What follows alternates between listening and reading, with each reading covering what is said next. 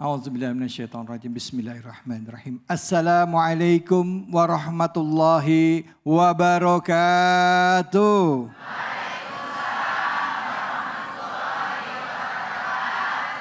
Bu, sehat? Beli kue talam di tengah taman.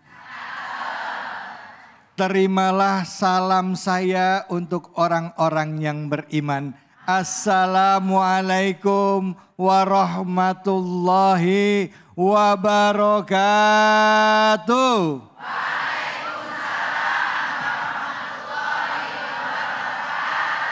Masya Allah, tadi jawab salamnya ada yang lemes, yang kedua kasih salam kelihatan langsung pada seger semuanya.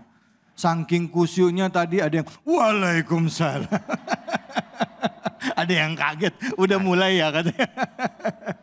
Mari pertama-tama kita panjatkan puji syukur atas kehadirat Allah Subhanahu wa taala. Tidak lupa kita berikan salawat dan salam kita kepada junjungan kita, manusia yang mulia Nabi besar Muhammad sallallahu alaihi wasallam beserta keluarga, sahabat dan umatnya yang setia hingga akhir zaman.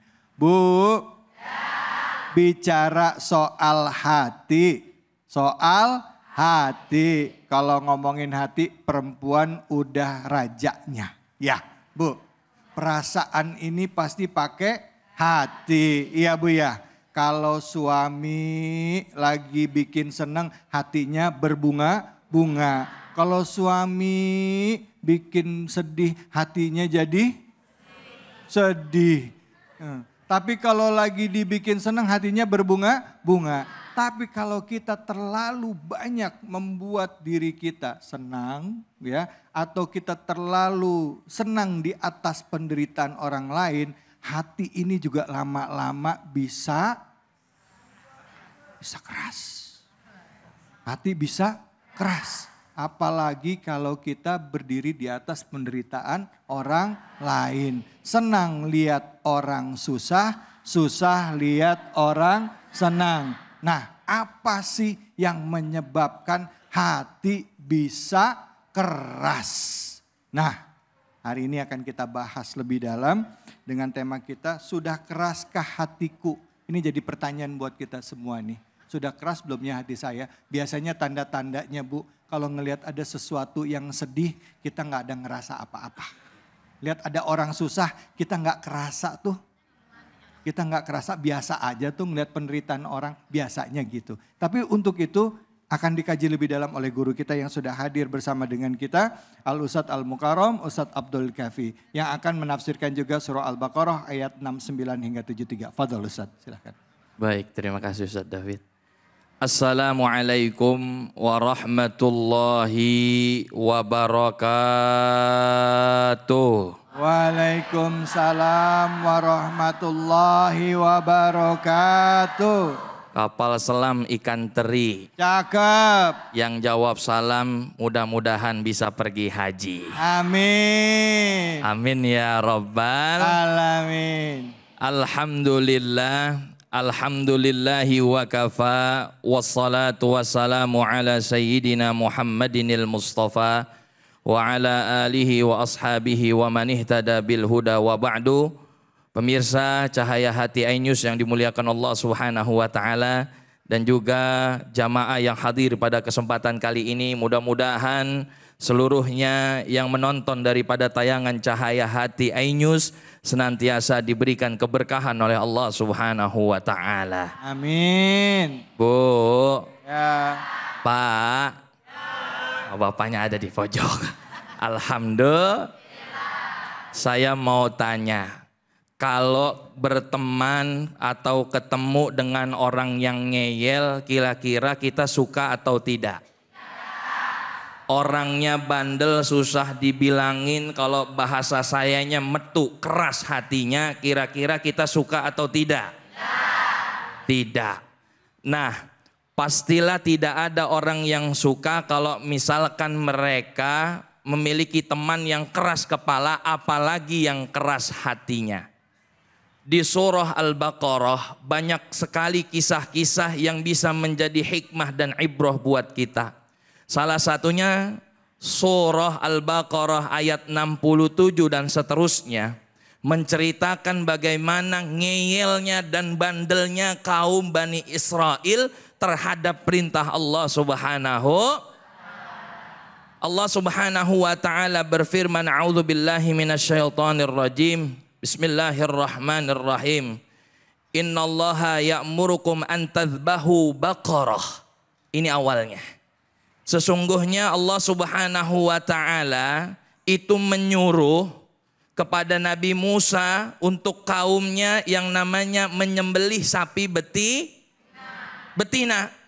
Tapi apa yang dibilang daripada kaumnya? Qalu atattakhiduna huzwa, malah ngeremehin. Itu kata kaumnya.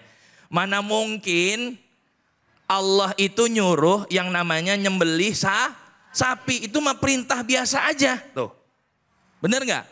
Qalu atattakhiduna huzwa, apakah engkau memang Nabi Musa ingin mengolok-ngolok aku? Qala a'udzubillahi an akuna minal jahilin. Lalu Nabi Musa berdoa kepada Allah, semoga aku terhindar daripada orang-orang yang bodoh. Coba Bu, udah Allah perintahkan suruh nyembelih sapi betina, mau atau enggak tuh kaum Bani Israel? Enggak mau, malah nanya, apa? Bagaimana jenisnya? Qalu du'u lana rabbaka yubayyin lana mahi.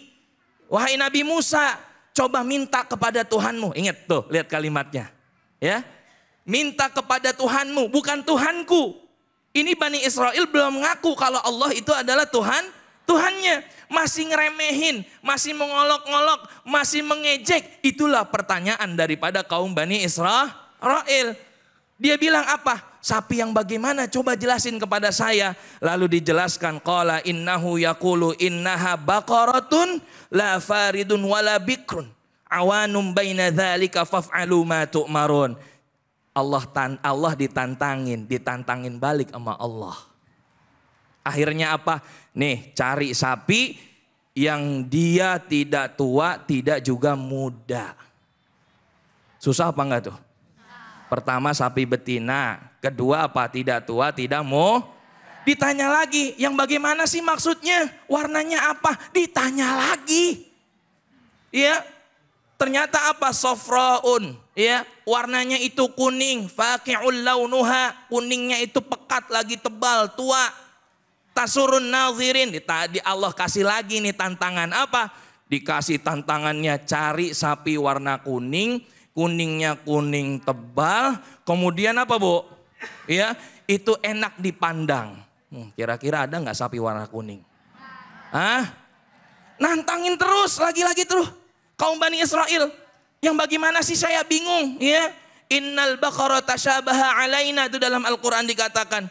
Ya, ini masih samar-samar.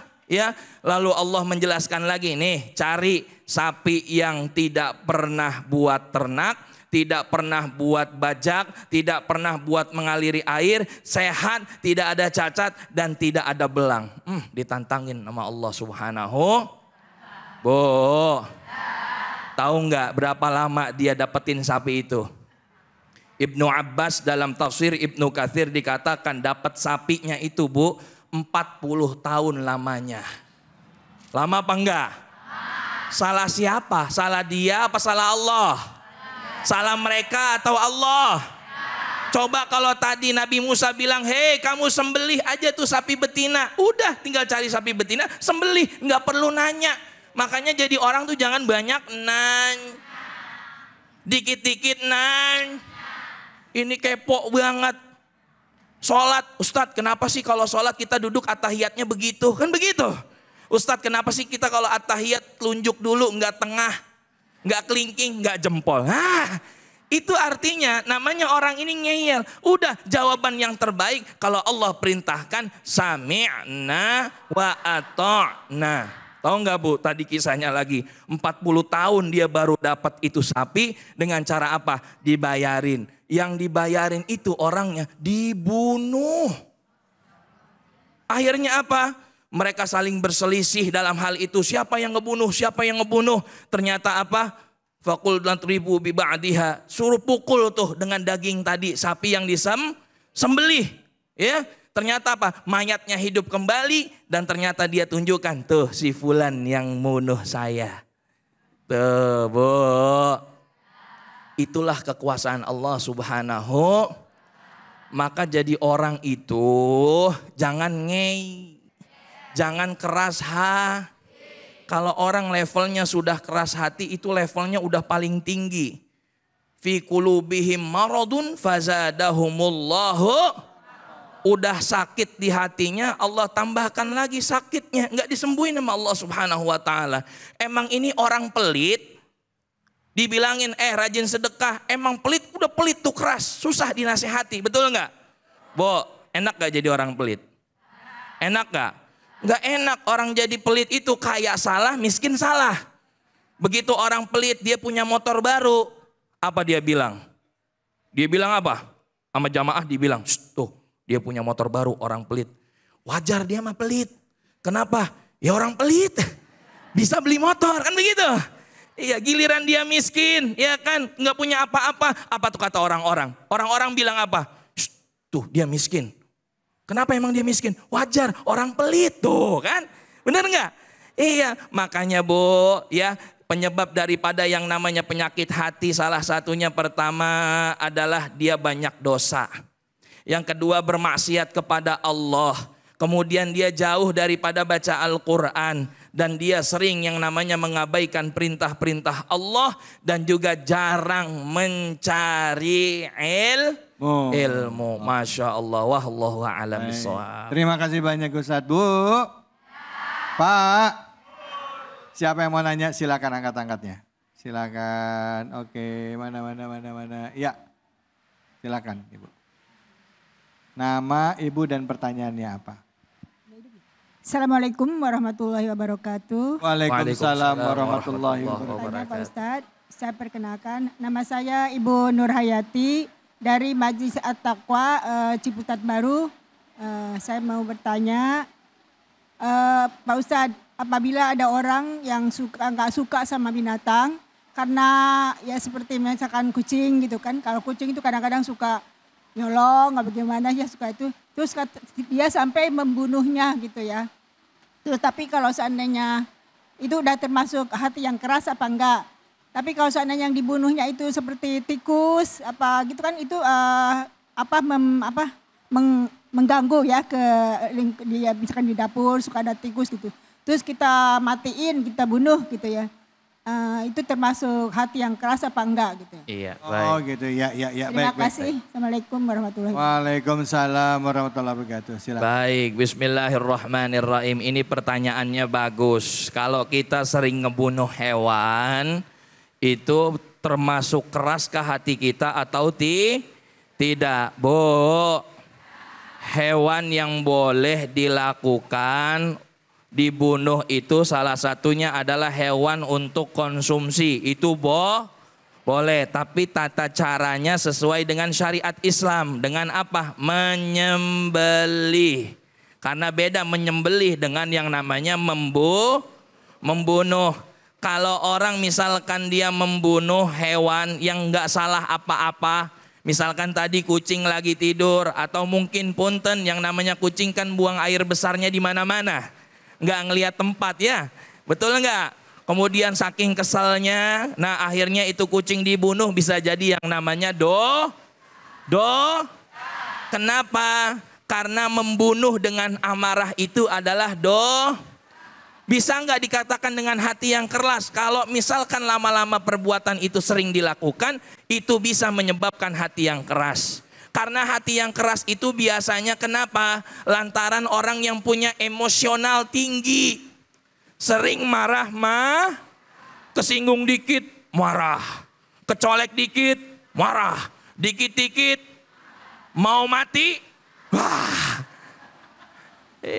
Dikit-dikit orang yang dikit-dikit marah, orang juga segen. Gak bakal dia susah buat namanya nerima nasihat. Oleh karena itu, Bu, jauhkan daripada yang namanya sifat marah. Sehingga apa? Sehingga hati kita jauh daripada yang namanya keras. Itu namanya al-hayawan haulan Nabi. Kucing itu hewan yang ada di sekitar Nabi. Jadi kalau memang dia tidak membahayakan, jangan dibunuh.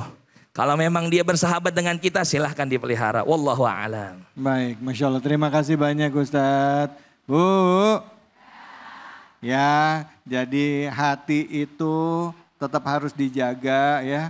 Ya, jangan melakukan maksiat, jangan berbuat dosa, harus banyak istighfar supaya bisa lembut, banyak memaafkan orang lain ya. Dan jangan biasakan melakukan maksiat walaupun sedikit. Ya, walaupun kecil maksiatnya, ya katanya dosa-dosa kecil, jangan ditumpuk-tumpuk. Kita akan lanjut lagi, bagaimana caranya supaya hati tidak keras. Terus kalau misalnya hati kita sudah terlanjur keras, gimana cara melunakkannya hati kita ini? Temukan jawabannya hanya di sini, di Cahaya Hati Indonesia.